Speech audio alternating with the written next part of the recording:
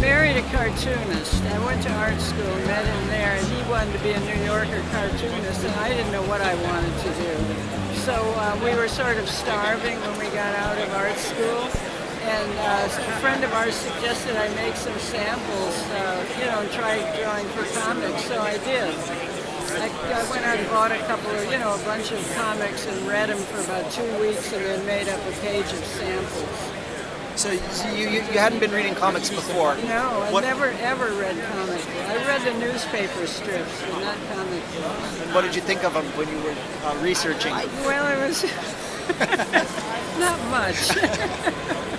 I thought this should be easy, Did you think I can do this? I did, yeah, I did. Even though I really couldn't. I didn't know anything about, doing backgrounds and making scenes or, any of that. But I somehow thought I could do it. Well, what kind of art were you doing in school? It was fine art, painting, that kind of thing. But I wasn't really very good at it. And I have no idea what I would have done if I hadn't done comics, really. I think I was meant to be a cartoonist. I just didn't know it. So you started shopping your samples around? Yeah, I took a sample up to Fox Features, I think it was, and they gave me his 12-page script right off the bat. I was scared to death, But somebody told me they didn't pay, so I returned the script. And then I went to Timely, which was Marvel, became Marvel, and they gave me a couple of scripts too. I did a couple of war stories. It was during the Korean War, I think. And I spilled a bottle of ink on one of the pages, and that was that. And then I went to DC, and that's where I stayed. They gave me a Shining Knight, a 4-page Shining Knight, which was fine because after being in art school, it sort of suited me to do that kind of drawing. And then they gave me a lot of small features like detective stories and westerns. And then I think after about a year, I started doing Aquaman. And it stayed on that, yeah. And how long did you do Aquaman? Up until, I just saw a night one that I did in 1963. I thought I stopped earlier than that, but apparently not.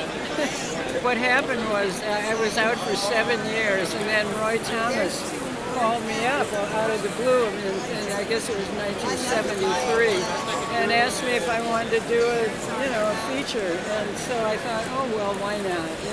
I might as well try it. And he gave me a script. It wasn't a script. It was the cat, that feature that was folded.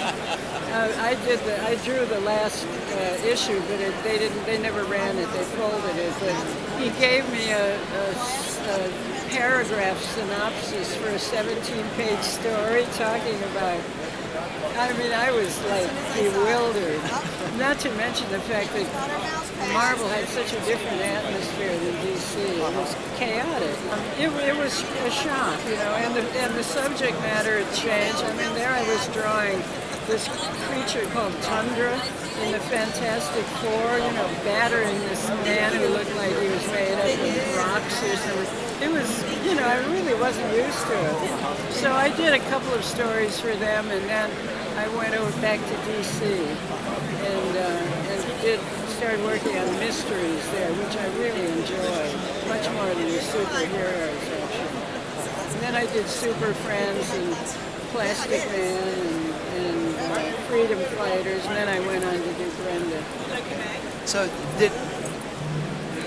you mentioned that early on you looked at the comics and just kind of went, I'll do it. Yeah. As you continued working in the medium, did you continue to feel that way about comics, or? So it's a job to you. Yeah, it was a job. I mean, it was a challenge, but it was a job. I never could have held down any other kind of a job. You know, I've heard a lot of cartoonists say that. You know, I think we're unemployable except for trying.